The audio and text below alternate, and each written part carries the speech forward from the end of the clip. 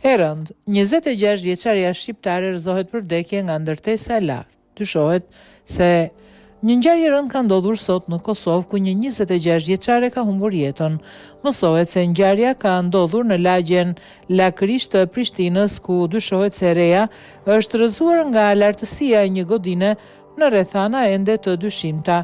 Vdekja e viktimës është konstatuar nga ekipi mjekësor në vendngjarje, ndërkohë që po kryen të gjitha veprimet që do të ndihmonin në sqarimin e plotë të rrethanave të ngjarjes.